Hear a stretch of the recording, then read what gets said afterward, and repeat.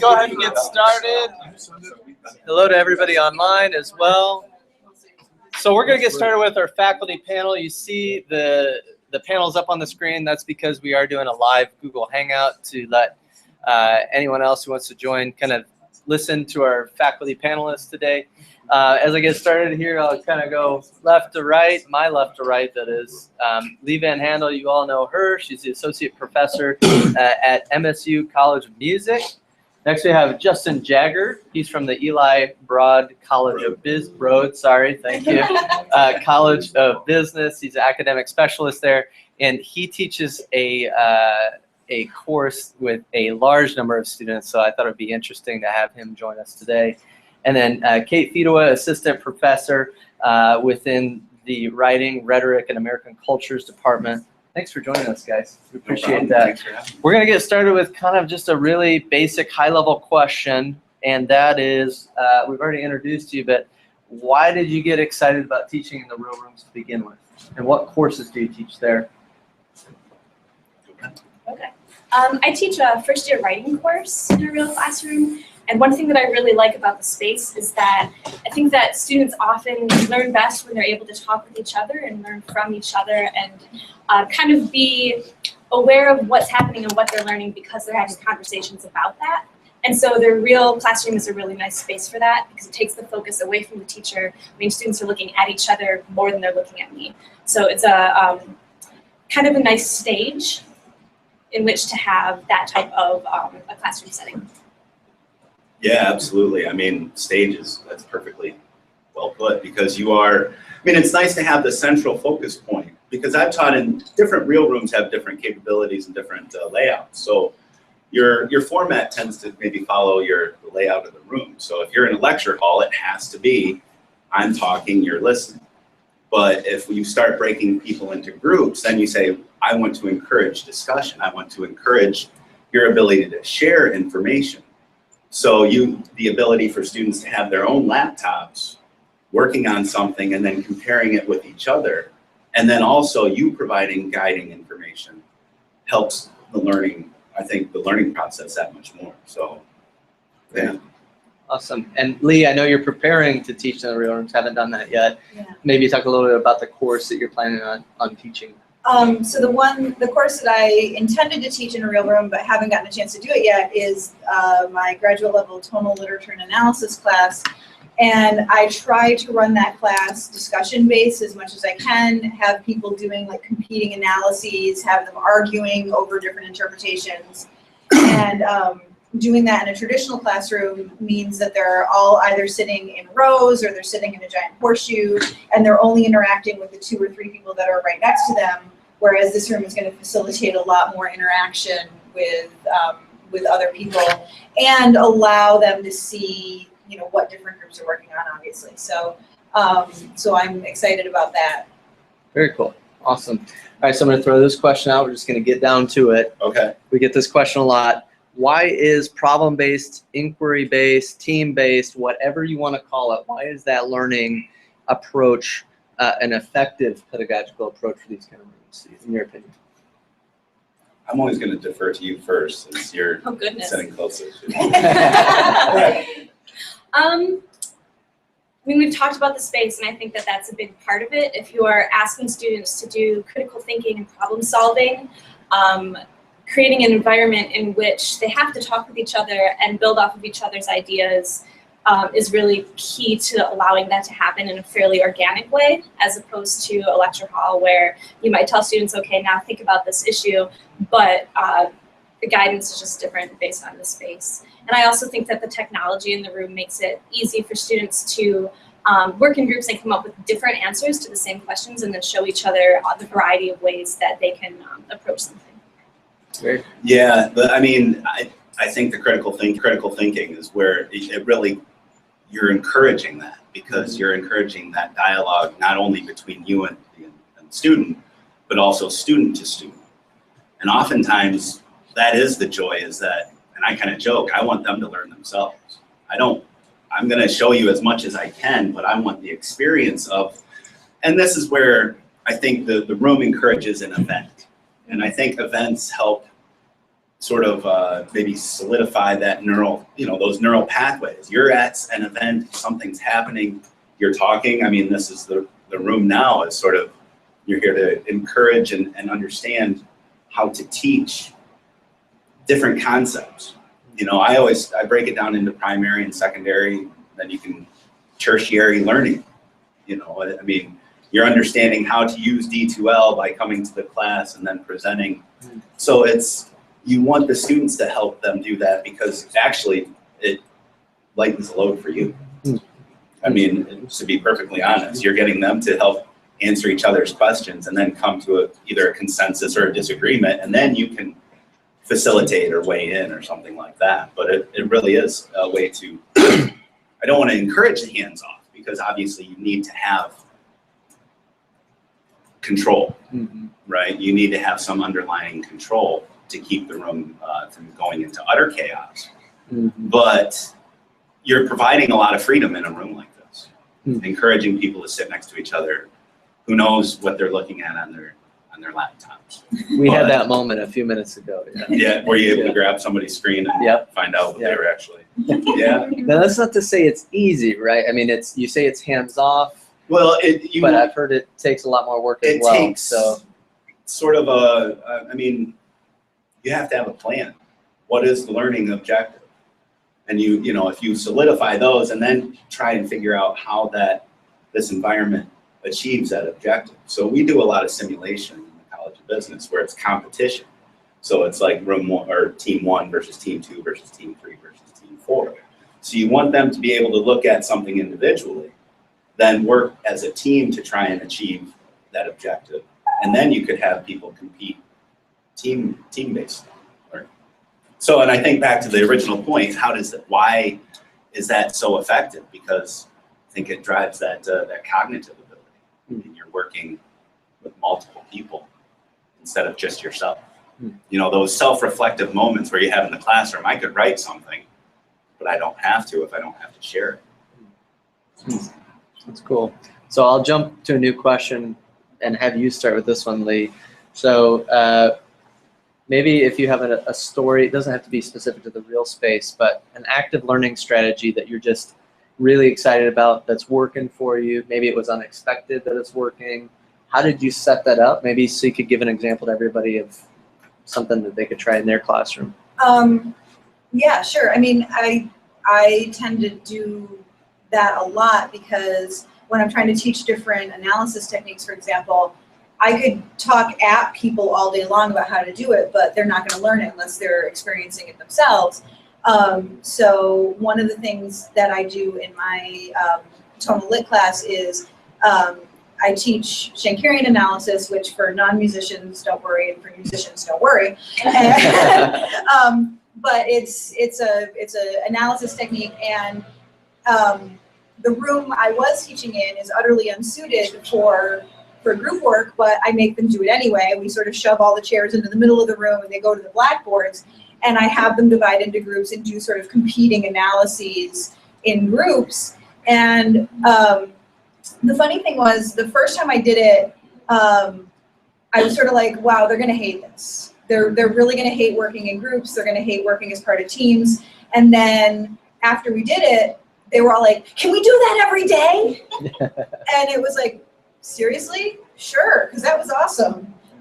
And so, I mean, it was unexpected to me how much they liked doing it that way. Normally we've done it in like small groups sitting at the desk working like this, but they really liked being able to like do big and do, multiple sort of, and then of course they were looking at each other's and kind of going, well, they're doing this, should we be doing this? And well, I disagree with that interpretation and so it was a really, like there were cross group discussions and everything going on, even though the room was terrible. Yeah. Well, you're doing active learning, or it's that kind of learning style. But in a room that's not conducive. Yeah. How about you? Example? Unexpected successes or surprises. Yeah. Well, to be honest, I took on the Real Room because I was having trouble finding computer lab space for larger groups. So you'd have a computer lab that maybe seats 20, but we have 40 students. And as we all know, one person watching another person doing something on the computer is just, that's boring. Yeah, so you want to have the team, but you want to be able to allow them all to have equal access to the content or the material. So we used a virtual lab environment where they would go online to access software. And that was really, I mean, it was more out of necessity that I took on the real challenge. Side benefits, I think when you kind of let go of, you say, okay, I want to give you a problem and each team develop a solution. Giving enough time to do that, you really do see the students start to participate, and you encourage, public speaking, presentation. Those are those secondary learning objectives that I think are so important. So you really kind of see, and you develop a rapport with the students a little bit. I think. So we just used it. This is my first semester participating in it, but it's definitely something that we're looking at, hoping that it's available. Mm-hmm. Now, last time we talked, you were using it with a supply chain course that was a larger course, and then you're breaking them into smaller. Well, yeah, so my role is more not course specific, but major specific. So I'm in multiple courses. The course that we were using it for is 3 sections of 40. Okay. So we had about 40 to 45 students. I haven't tried to use the real room for our 500 level lecture. I'm not sure. I've done different. I've achieved. I've used the computer lab for that. But so with the 40 people, it seems to be a pretty good fit. We were over in the student union, and that room seemed to work really well. But no, I haven't used it for the large classrooms. Okay. Baby steps, right? One step. Right. Well, we're working on something this fall. So our intro to supply chain class has 850 to 900 students in 2 sections. So one section is usually about 550, and another section is between 300 and 400. So we're in the big lecture halls, and prior we'd break them down into groups and self-select lab experiences. So you kind of have almost like a recitation in a lab. So. Great. But yeah, we use different online tools for that. I don't know if you want to. But UK, any great experiences, aha moments in the real rooms? One thing that I really like kind of pairing with real room teaching is Google Docs or Google Drive more broadly, because it's also kind of this online third space where students can collaborate. So while it's digital as opposed to a physical space, it works really nicely as a way to get students thinking through, okay, when I'm in class, I collaborate with other people, I talk with other people, and we work together to create some sort of product. And even when I'm outside of class, we can still use this technology to do a similar type of thing. And so I found that that's been a really nice way, both during class, because they can project whatever they're working on in Google Doc or something, but then outside of class too, to have them continue the conversation. That's a great point, to encourage that community outside of the actual meeting time in the class, because it develops. How large a group do you usually tend to use? I team teach, and we have 2 sections of first year writing, so it's 27 kids per section. It ends up being about 53, 54 kids in a single classroom, which when they're doing a ton of in-class writing and discussions, it's a large group for the type of work that we're trying to do, but it works pretty well because they are working with each other so much. My question is, when you're not everybody sharing everything with everybody, how large is the group? We usually have groups of 6. Yeah, and the Google Doc space, they have access to everyone's, but they usually work within the same group that they're sitting at. We have them sit with the same group at the same table for the majority of the semester. Yeah, 4 to 6. It's kind of like how you have it laid out here. Yeah. Gotcha. Great. So let's talk a little bit about the technology. So I've heard it both ways. The technology can be great, but then it can also be a distraction because there's so much of it going on. It's really easy when you have your laptop in front of you to be like on Facebook or whatever. That can be a distraction. How do you manage the distraction? And maybe if you could tell sort of a crash and burn story that you're like, I tried this, it didn't work. We're all on the same team here. So if you don't mind being a little bit vulnerable about that? Oh my, I didn't know I was coming here. Okay, so crash and burn story, or what was the? Yeah, or Managing distraction. managing distraction. Yeah. Well, that's what we do as teachers, right? That's when you get up in front and present on your stage of your topic, your goal is to be as engaging as possible. So I think that if you utilize the technology as a way to engage, you know, I present a lot of software applications to support supply chain concept. I'm sorry about that. With that, there's a distraction. How ironic. Yeah, right. You have to be patient with it. You have to just say, okay, I'm going to count to 3. I mean, it's kind of, I have 2 young children, so sometimes before hey, put that away, I just have to, okay, maybe, because I run a lot of games, like business games, and people will have a lot of questions, and sometimes I misinterpret questions as misunderstanding. You know, they're trying to clarify something, and sometimes you're like, well, I've said it 3 times. Sometimes you just have to, okay, I'll say it a 4th time. So, when we do these types of scenarios, because I work with executives too, and it's not in a real space per se, but it's in a group environment where teams of 2 and 3 are working together. And you do have to the encouragement, you know, you just have to be the gentle reminder of, hey, let's stay on task. Now, with that said, I will call people out and say the answer's not on your phone. When I'm talking about participating in something and they're doing this, I'll say and usually, you know, the other students appreciate that level of directness when you're trying to accomplish something. So I haven't had that crash and burn moment yet, I guess. Okay, so that's good. I've had a crash and burn moment, but it wasn't because of distraction. Okay. It's actually an issue of access. I had a student last semester whose computer had broken, and he did not have the money to fix it. And instead of coming to me and saying, hey, this is the situation I'm facing, and given our class, what do we do? He kind of waited until moments where participating via technology was essential, and then would, you know, say, oh, I can't do this. And I'd say, well, that's what we're doing in class today. You have to be able to participate.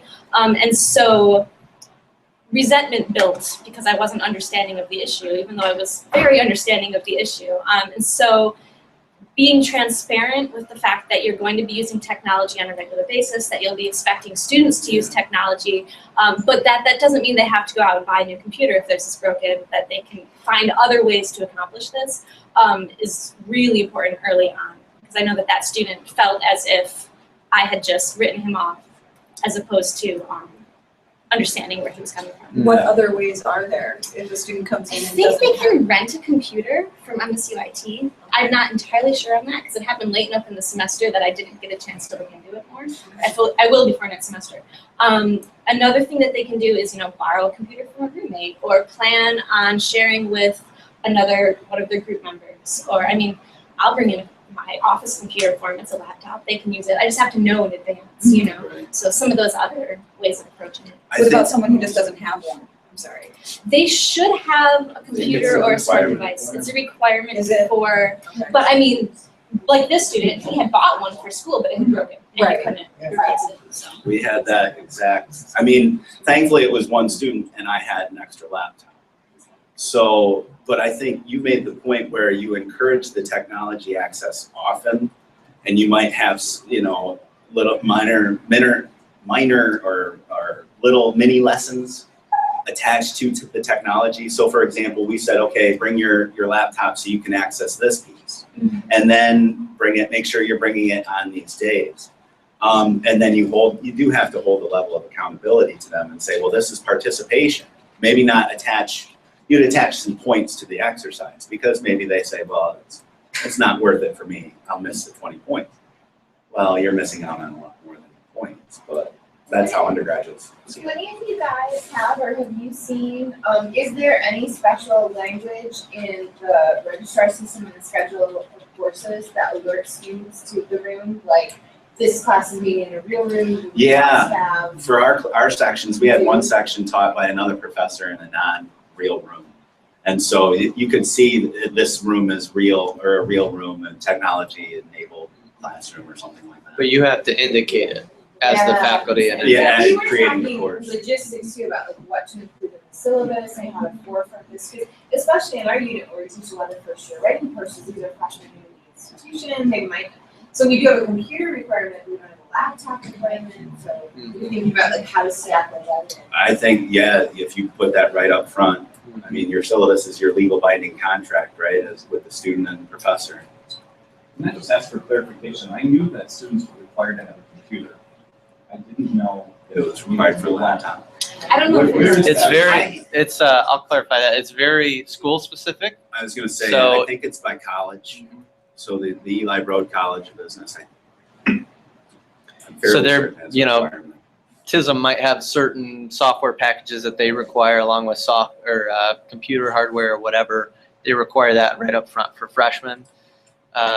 Other colleges may or may not, but if you're finding that the real rooms are central to the way you're planning on teaching, that would be worth a conversation to think about changing if that's not a requirement.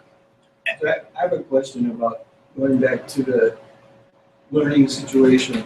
And I understand the idea of groups and the active learning, although that happens in other environments too. So I'm kind of interested in what kinds of active learning does this actually make possible? And so in Lee's example, and maybe it's because I'm honing in on my own domain. So in a regular classroom or the antique classrooms that we work in, there's staffs on the chalkboard. So when you had your group go up there, they can write stuff and they can interact with music notation and use language and so forth. How could you do a notation-based project here? So a couple things, that whiteboard and this whiteboard are going to have lines on them. So there will be boards with lines on them. So you could do the same kind of thing here. Mike Callahan and I were just talking, we're thinking about getting small document cameras that will live on each table so that students can hook up to the monitors so that if they're writing something on paper, they can still project it. And obviously we have the main document camera. But I mean, there's also, I've been avoiding doing this for a while just because it was awkward in the antique classrooms, as you put it. There's enough PDF annotation programs now that work really well that you can give your students scores on PDF and have them mark them up or analyze using that. And then that way, if they've got their laptop and they can hook up to things and you can display scores that way and still do markups and stuff that way. And one of the great things about that is that you can, if you're marking it up in real time in class, you can save it and you can send your version of the analyzed score to everybody, and then they have that sort of complete final analyzed version to refer to. So I want to follow up on another thing too. Is that Justin, you had said that this room encourages events, and I think that like any scene, a scene will encourage certain kinds of events and discourage other ones. One of the things that I do a lot in my classes is we have presentations. And I think that for students, there are some ways that they're able to maybe present from here. And one of the things that I like to say the most in that is I like to put the present in presentations, be present in the room. One of the things that I think it discourages here is for anybody who would be at the podium here to actually present. Because now we've got people watching screens here, even as I've been trying to fight my urges to watch you in person and reversed on screen. And so I'm wondering if any of you have met with that challenge and addressed it in some kind of way. I think that's maybe the biggest challenge in a real classroom, because given this shape of the classroom, it's likely that some of the students will have their back to you at any given moment. And I mean, thinking about events, you're not going to pay attention to the person talking behind you. So I team teach, and so what we often do is we face opposite directions so that we can see all the students, make some sort of actual eye contact at any given moment. But when you're teaching by yourself, I think it's really important to be moving around the space so that it's never one student that has their back to you the whole time. But yeah, I think it's really hard to present from a single space and have it be effective. Do you find it difficult to interact with the screens here? So one of the things, I teach movie making a lot, and I like to interact with the screen and call out things that are on it. I actually point to the damn thing. And in writing too, I like to point to things that are actually there. And especially if I'm doing anything with PowerPoint, moving through that, I think it would be very difficult in this space to be able to manage that and actually be able to interact with this in some way. And so it does change your presentation style. So there's a room much like this layout in McDonald Hall, but it's bigger. I think it holds 50. I want to say it's 56. Right. And the space is so that when you present, I was walking back and forth, and so I team taught as well. Okay, yeah. So you basically, it was really hard, and it actually kind of in a way discourages when you're doing a lecture style presentation. I think that's why it was designed in this in the first place. It's like, stop lecturing, but if that's, well, I would say it's built around your ability to work as a team. That's the primary. The trade-off is that you can't have a central point of focus for presentation. I thought the union room does that fairly well, where you can stand at a dais or at a lectern and be able to talk to everyone. But that also, I mean, keep the videos off, I guess. I use the PowerPoint, but it was usually, most of the time with my presentation, it was to describe the situation that we were presenting or introducing the event or the activity. Because that's, I mean, really what we were trying to do is, okay, let's use the room to its utmost for a reason. So I'd love to turn all the videos off, but then there's no video. So I mean, I'm wondering if there's a balance in it. Well, I think this is an extreme situation, right? I mean, yeah, they're not all like this. Yeah, I've never taught where I had a video going.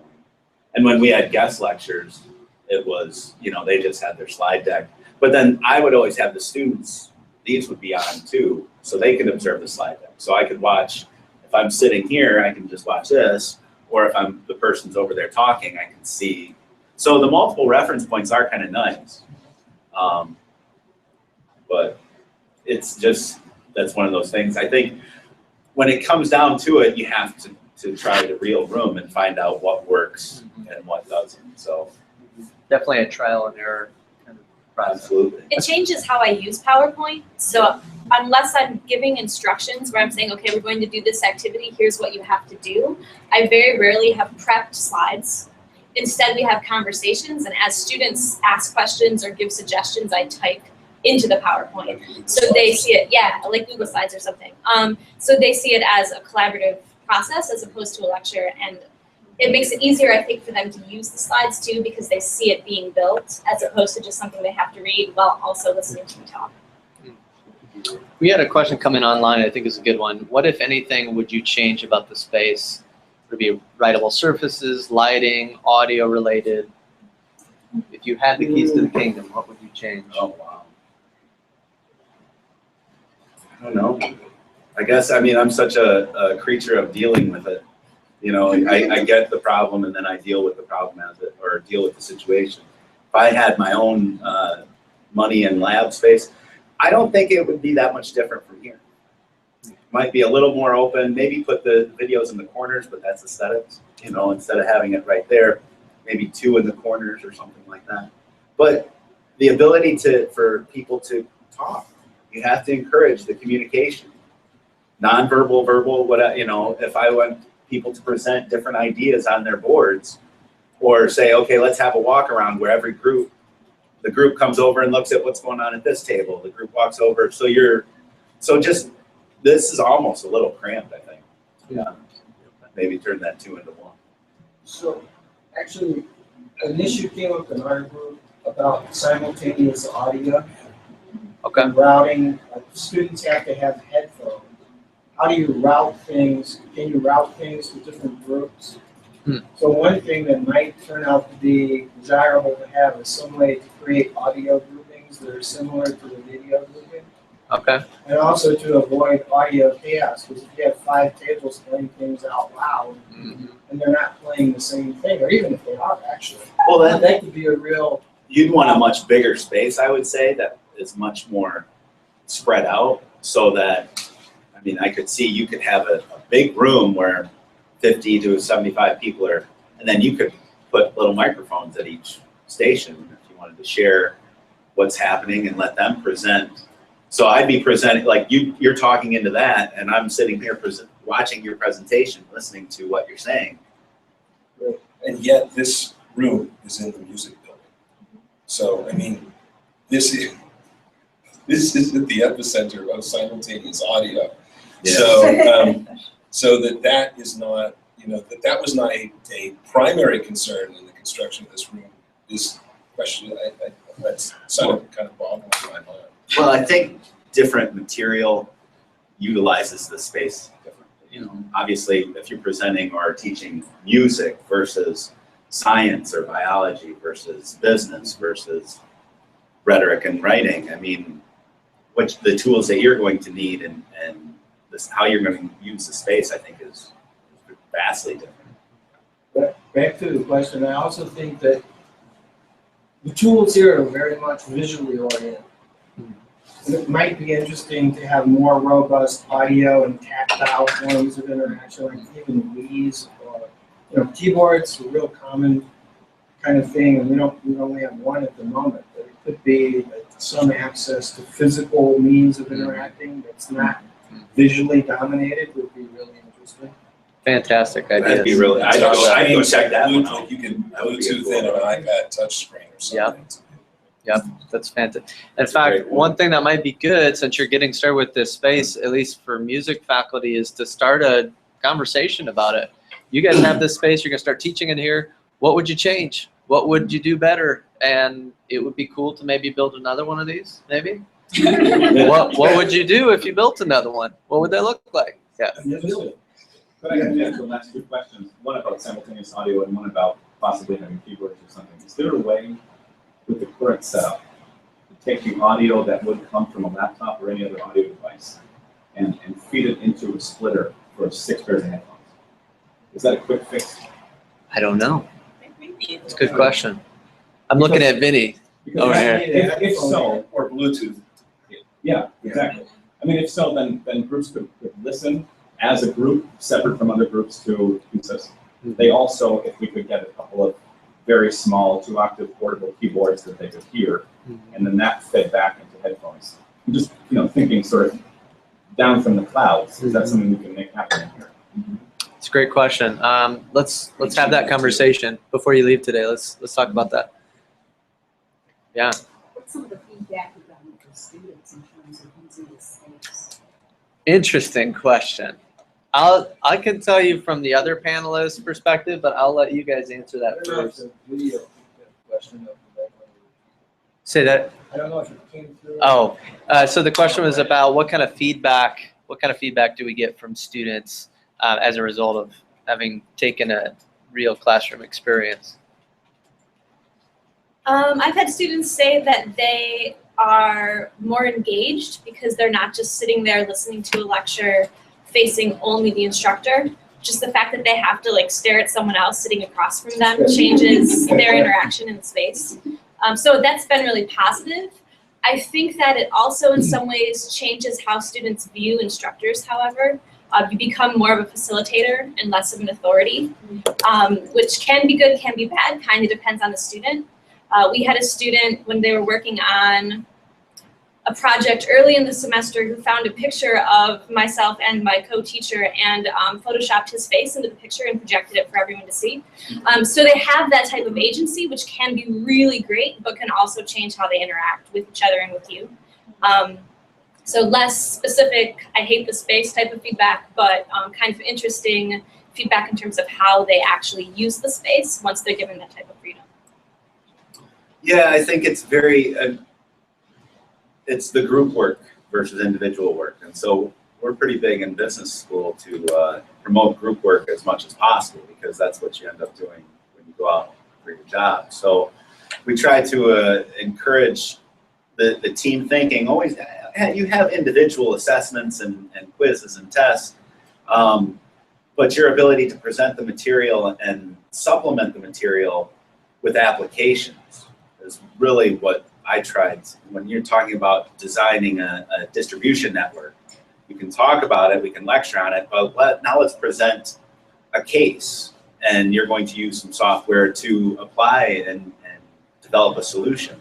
So we did sort of an informal survey on what they thought of a specific project, and I think like of the 50 students we had, 25 of them responded, and only 1 or 2 said, I did not like. I asked, do you like the group assignment or the individual? And it's like 1 person said, I don't like working in groups. And yeah, I think you're gonna have that. So, but as long as you kind of say, well, this is why we're in groups, there's a reason and a rationale, and it's not gonna be the only form of assessment, then you're okay. Can you all talk about the balance of group work in the assessment process? Because that's usually the equation that most of us are interested in. About 30% of their overall grade is group work in my class. And within that, I really emphasize that I'm encouraging them to take risks, and I don't want to penalize them for taking risks. And a lot of those risks happen as part of a group project. So they'll have multiple moments where they check in with me and check in with other groups to get feedback before they turn in anything as group that they're going to get credit for. So they're either assignments like that where they've kind of built this up and they know where they're headed far before they ever get a grade on it, or it's assignments in a group where they get full credit just for doing it and attempting something.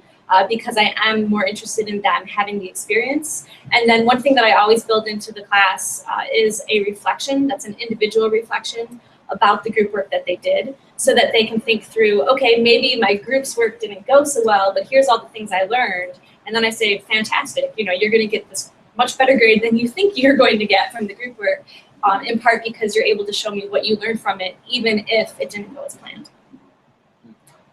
I thankfully, because I work with a faculty member, so her job was to create those assessments and weight the assignments. I know that you have multiple group assignments. There's the blog, there's the case study, there's the questions here, there's the presentation. Those are your group work things, and then you have maybe, I think she had a midterm and a final.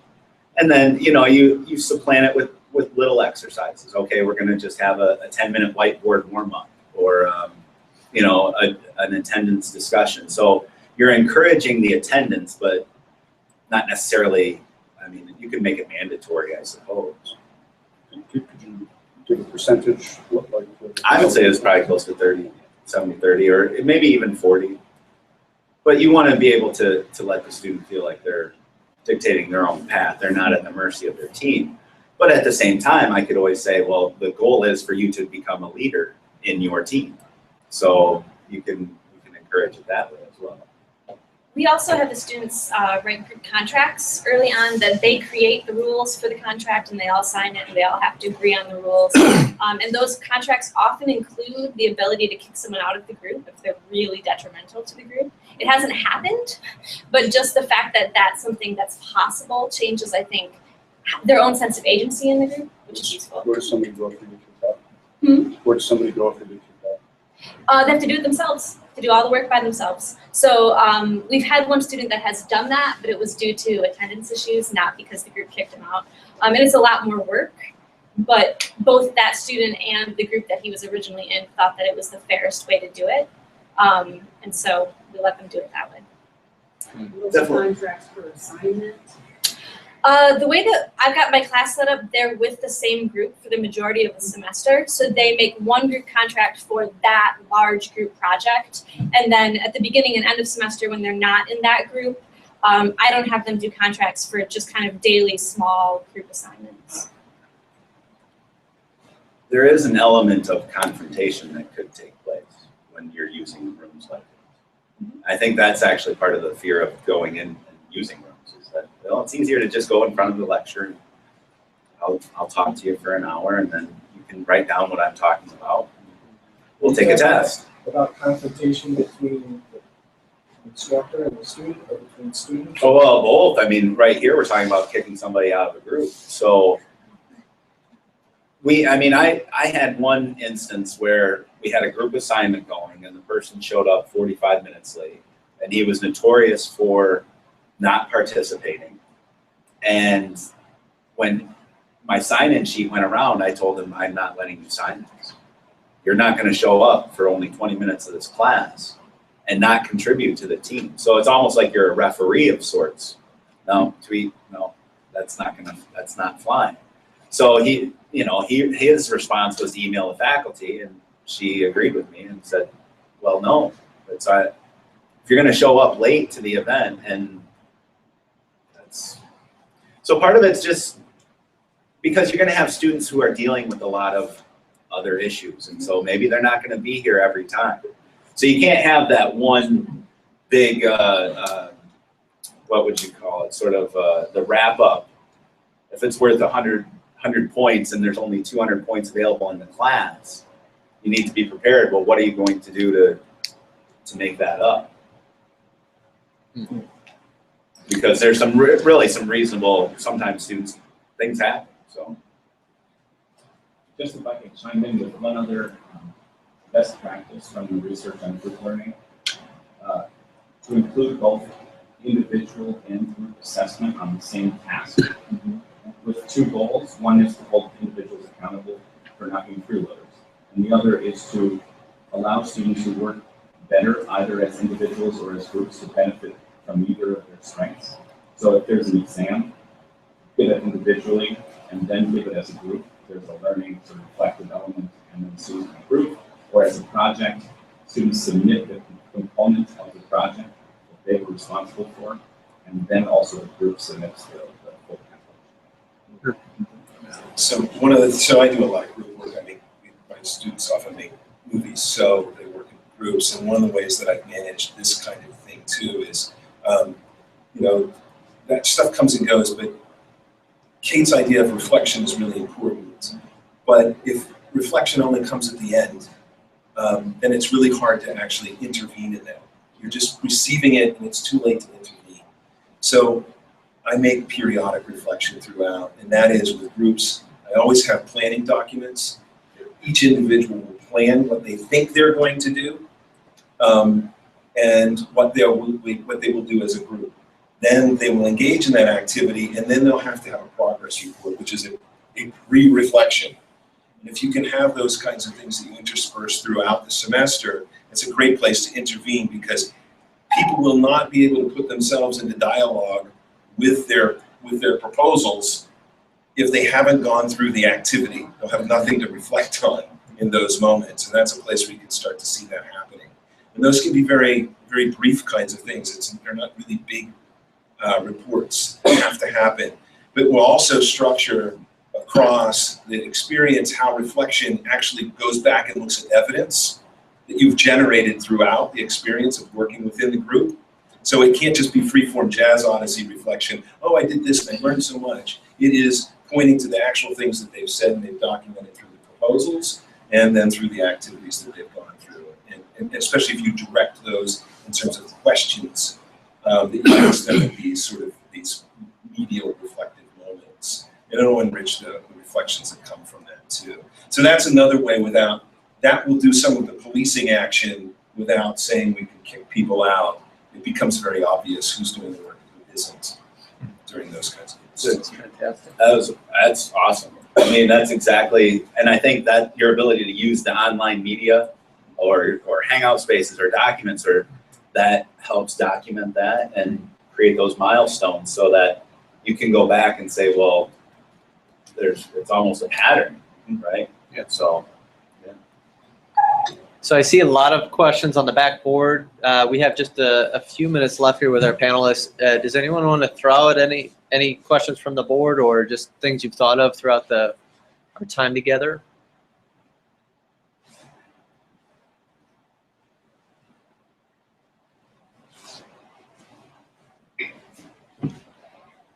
Any one of the questions we were discussing in our group was actually the learning curve for students, how much time it really requires to get the students comfortable with this technology. What's your experience of that? I'm going to say that again for online. The question was, what is the learning curve for students to learn the technology in the classrooms? I found that the technology isn't that big of an issue. The students actually are far more comfortable with it than I am, for the most part. What tends to be a bigger learning curve, and I didn't expect this, is the learning curve that involves reorienting how they understand themselves as learners and how they understand your role as an instructor. I've had students that have reported early on in the semester that they feel really lost because I'm not telling them every single step in the way. I'm expecting them to try to figure it out and problem solve. So I think it's really important to be very transparent about how you're facilitating an event and how you're happy to intervene when necessary, so that students don't feel lost, and so also that students have that ability to learn how to interact in the space when you're asking them to be a different type of learner than they're maybe comfortable being.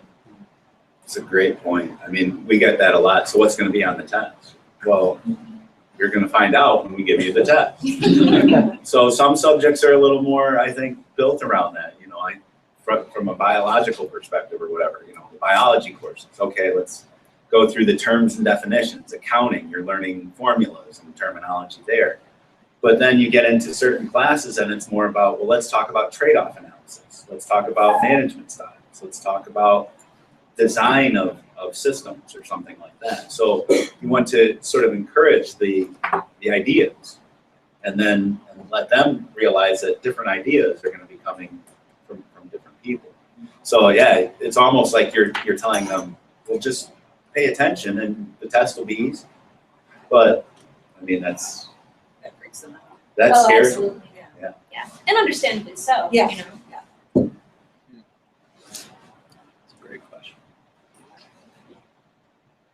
Any others you can think of that have come up? Yeah.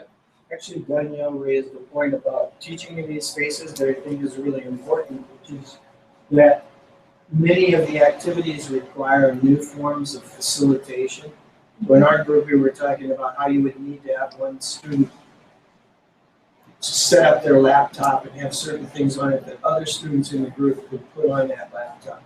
And that there needed to be sort of new forms of prep to make the classroom activity productive. That's a great point. And one of the things you need to be prepared to train them. I know that's a bad word in the university environment sometimes, but you need to train them how to use something and illustrate, okay, so we're going to be using this virtual lab environment. Well, step number one is we need to log you in, and you need to devote 20 minutes to a half hour of class time for how to understand how to log in. And you do that at the beginning so that later in the semester you say, okay, we're going to log into VDI and go into iLog. Oh, okay, well, I know VDI. Now let's slowly navigate through iLog. So it's part of building the course objectives. That's a great point.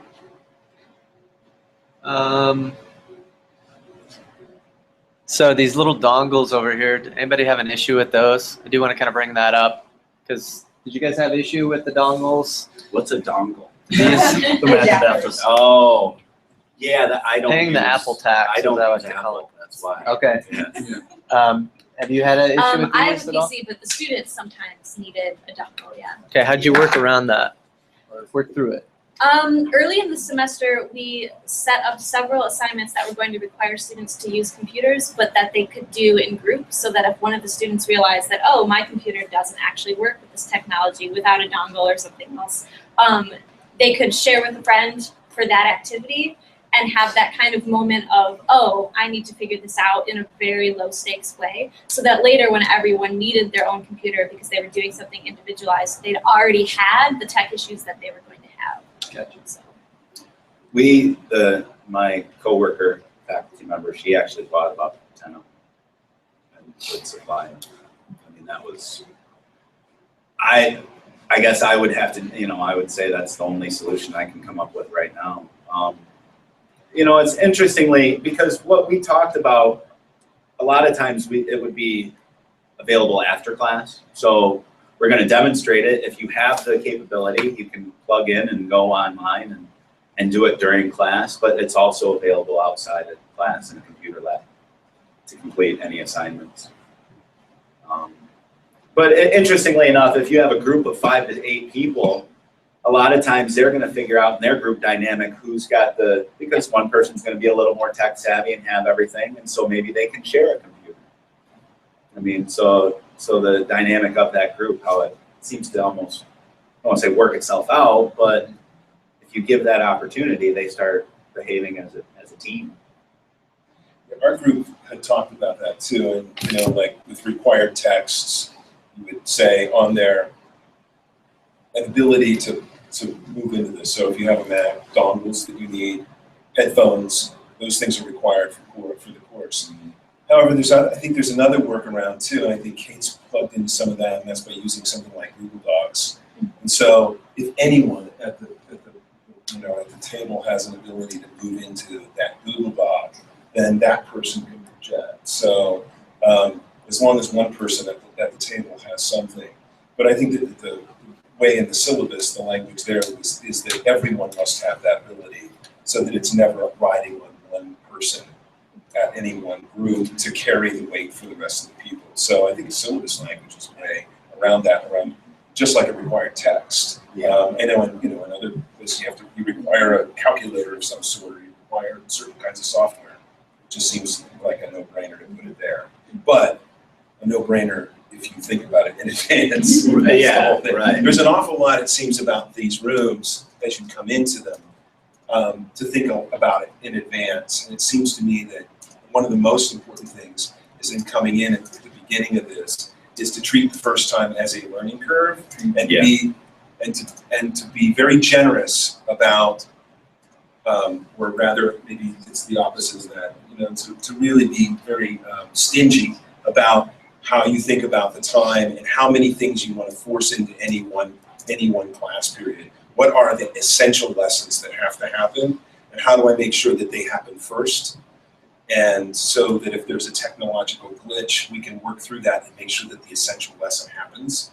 And that goes along with forecasting the scaffolding of not only the lesson part, but the movement lesson of how we interact with the room, knowing what's going to happen. You reapproach your subject, your material, and you have to be ready for it. You're talking about reflection. Reflect on what's happening, how did that work? And so, I mean, I still wouldn't consider myself by any means an expert on how to integrate real into your teaching style, because it is sort of a teaching style too, but I think there's a lot of opportunity. And I think the great thing about the approach that says this is an experiment and we're all learning is that then the students realize that you're really authentic or honest about that approach for them as well, that this is an experience in which you also are learning and you're going to make mistakes, and everyone is, and that's okay, and we learn through it together. And I think that goes a long way towards facilitating classroom conversations if right from the start you present yourself as having that type of an ethos. That's great. Yeah, I mean, best way to learn is to screw it up, right? So you just have to be willing to screw it up and then share. And I do think that the students appreciate that level of it shows commitment on your part, and it shows a willingness to learn. And that's why we're all here. It depends on how you do it. Yeah. Because I've taught other tech courses, and software doesn't work and keyboards are broken, students get really ticked. Well, I tried to do this 3 times and it never worked, and the instructor said it should do X, Y, and Z, and it didn't do that. So, if at all possible, have help handy. Well, I know we don't, and I'm sure one of these days I'll be teaching in this room by myself, but if you can, especially at the beginning, because what having help does, even if you have it just at the beginning, is it forces you to recognize and plan and forecast what are we going to do, how can we make sure that it's going to work. If you're just doing it all in your head and planning that out, well, that's good, but I think having a team effort to integrate this subject helps prepare you for, because what you're eventually doing is communicating this to a wide group of people. Well, if I can communicate one-on-one or in a department or as a, with my coach or with my chair or something like that. What are my goals of the course and how am I going to use this space to support the goals? One of the resources, one of the resources you have available to you is Vinny as well. And so on the side of the cart, there usually is an instruction sheet. Well, I don't know about 24 hours, but poor Vinny. And we usually come in, so if you know you're starting on a specific day, we can come in like for 10 minutes and we usually go one by one to each table just to get the student more acquainted with the bugs and everything, so you can focus more on the planning or getting started, so you don't have to go to each student plug and play. I do think what Bump said too about having a low-tech backup plan is really important. So when I lesson plan, I always have something, even if it's just like a handwritten note after the fact, before class that says, okay, if the tech fails, how am I going to handle this? And that's where the whiteboards are actually really fantastic. Sometimes we use them instead of the tech, even when the tech is working, just because it's so much easier in some ways to see what everyone's thinking about at once with the whiteboards. And so I try to think about that in advance. Just a quick, not to obsess on dongles, but are the dongles that were up here, do those belong to this room, or are they some that you brought with you? We just brought them. Oh, okay. Yeah, the room doesn't have. Just a practical question. So there are a lot of upsides of placing students into close proximity to each other so they can work and see each other's papers, but do you have times when you don't want to allow them to see each other's papers? Do you give individual exams? And if so, how do you navigate a space that doesn't really separate students? So these tables are movable, so we could conceivably like pull those square tables apart and have like two people, one on each end of the table, that kind of thing. I'm imagining even if it's 15 minutes out of the class where you wouldn't want to move stuff. I mean, have you encountered any academic integrity issues where students can? No, because, well, in our class, it was a variety of question styles, essay, mini essay, fill in the blank. Like her exams were very diverse in terms of, it wasn't just a dot matrix, 50 question, A through D, you know. I think it would almost be easier because when I'm doing these exams for the large classes, where you have rows of like 13 people stacked 26 long, I mean, it's hard to, hey, you need to move out because everybody's writing on their, I answered A and they circle it and then they can kind of, that's where I see the academic integrity is the challenge. So, no, I don't know. I mean, depends what you could have your test online. You could do it, you could have it where it's timed. I mean, you have proctors or whatever, but I don't know. If you were going to have tests a lot, I would recommend using this room. But I don't know if that really answered or just. Just one other thing about planning this room, and I don't want to sell this idea of medial sort of reflective process reflections too much, but one of the things that I've noticed in that too is because each year when I do this, folks use different kind of software and different computers to make their movies and things like that too. But I learn a lot about how they solve problems in the space and with the things that we're using that year. Find out about cameras that aren't working and things like that in the middle by using that. So that's not just a way to actually sort of panopticon what the students are doing. It's also a really great way to actually learn how to problem solve things that are happening in spaces like this, because they're actually encountering them and seeing them, and they're reporting out to them about those if you use those kinds of reflections throughout the semester as well. So that can be a good source for that learning as well. Yeah. Well, we are at our time. We'll go ahead and wrap it up. Thank you guys very much. Appreciate you guys coming here. And I'm going to transition it over to Dave. Thank you all for taking the time to be here for this. Really enjoyed it. So there is a post-Real Academy survey in the D12 shell that we'd love to get your feedback on for anything, whether it was what you participated in today or anything in the online environment. We love the feedback because we're always improving, trying to improve the experience for faculty. So feedback. There's also a follow-up discussion thread in there. Shouldn't take any longer than really 30 minutes max, I would guess. But just a space to reflect on what are you going to do? What is your plan for preparing students on day one when you start teaching in here? And those are the only two follow-up pieces in D2L is just the post-survey, which some of the questions are similar to the ones that you took in the pre-survey so that we can compare. Was this helpful in moving the needle at all for your apprehensions and anticipations for these rooms? And thirdly, again, just one last plug and invitation for Tuesday. We'll be in Bessie at 9:30, or 9 o'clock, 9 to 12 if you want to come and just play with the technology. We'll be there. If you want to run a lesson, we will pretend to be very ignorant and troublesome students.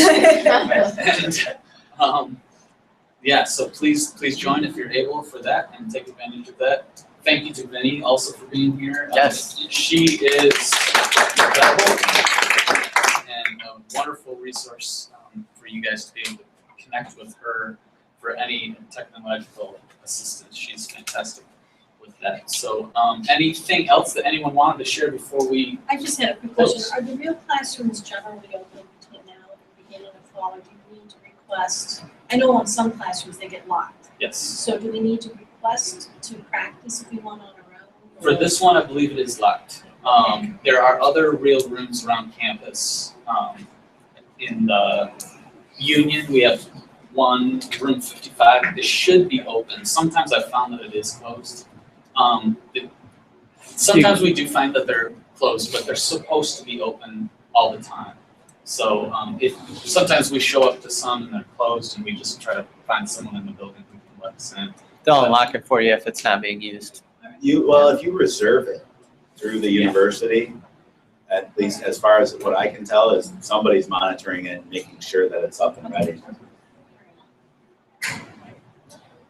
Yeah. Anything else I'm missing? I don't think so. All right. Thank you again so much for being here, and we'll stick around afterwards for any other further questions. And good luck to you. Thanks, guys. Thank you.